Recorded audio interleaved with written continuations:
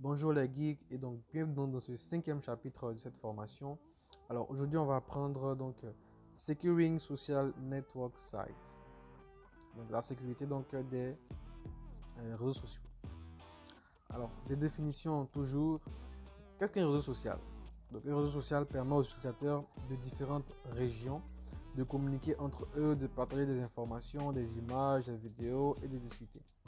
On a exemple Facebook, on a WhatsApp, on a Hangout pour Gmail.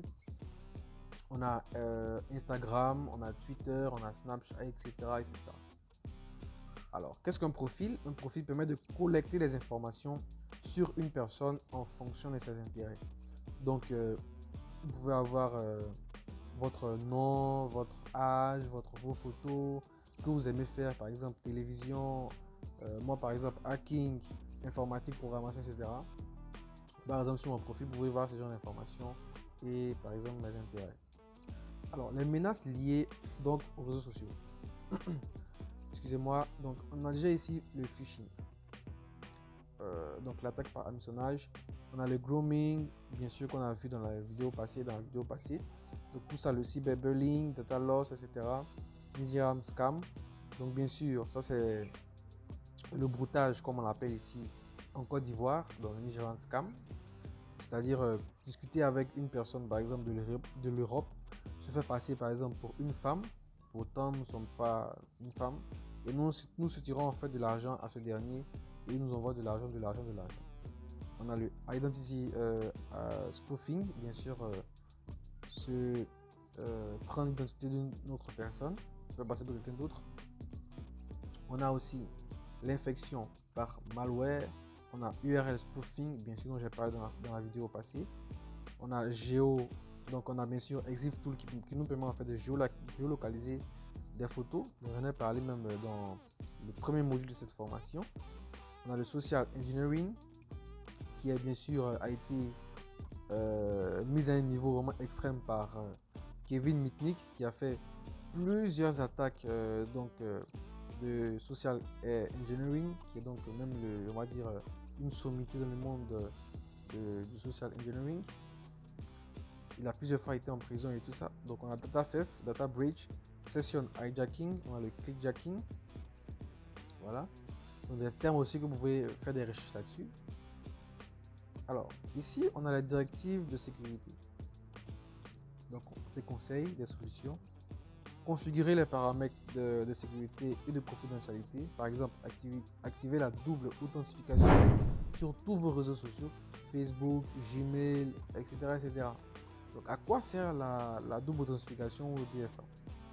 La double authentification vous permet en fait que lorsque vous vous connectez par exemple à votre compte Facebook sur une autre machine, on vous demande par exemple d'entrer un code ou de confirmer en fait que c'est vous. Donc, déjà, on vous génère un code, par exemple un code aléatoire qui peut être par exemple H33Z00. Donc ici, H33Z00. Et à chaque fois que vous allez devoir vous connecter donc, à un appareil autre que le vôtre, on va vous demander de mettre par exemple un code par exemple. Donc c'est vraiment très on va dire sécurisé aussi. Donc à défaut, en plus du mot de passe, il devra avoir ce code là par exemple. Donc, ici on ne se connecte plus seulement avec le mot de passe, mais on a aussi un autre code qui est requis en fait avant de se connecter à notre compte. Toujours bien sûr utiliser des mots de passe forts, utiliser des pseudonymes sur les réseaux sociaux, par exemple moi je dis n'importe quoi, hein. Vous pouvez par exemple mettre je sais pas moi, Sangoku, voilà, 225. Mais bon, c'est vrai que maintenant les réseaux sociaux sont en train de devenir un peu formels avec par exemple comme LinkedIn, des réseaux sociaux qui sont plus pour présenter son profil à des employeurs, des investisseurs. Donc là, c'est vraiment important de mettre ses vrais identifiants, son vrai prénom, etc. Mais c'est aussi dangereux en fait. Évitez d'exposer vos informations personnelles sur les réseaux sociaux parce qu'on peut s'en servir, bien sûr, pour par exemple, faire du identity spoofing. Voilà, donc c'est très important aussi d'exposer vos informations personnelles sur les réseaux sociaux. Se déconnecter après une connexion, bon, ça, c'est vrai que c'est un conseil, mais ça, c'est plus pour les personnes qui n'utilisent pas leur propre machine. Donc, par exemple, si je vais au cyber, bien sûr, que je suis connecté à mon compte Facebook, je me déconnecte avant que la machine ne s'éteigne ou avant de quitter en fait le cyber. Alors ici, le premier lab, ce sera donc, une session hijacking. On va faire un exif is cooking, bien sûr avec Facebook.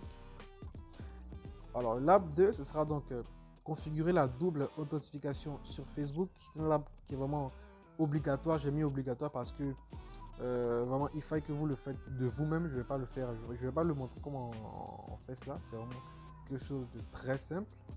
Voilà, donc je vous conseille de tester de votre côté. Il me faut aussi un retour dans les commentaires.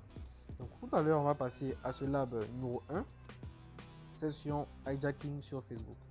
Donc on se dit à tout à l'heure pour le lab 1. Allez, ciao.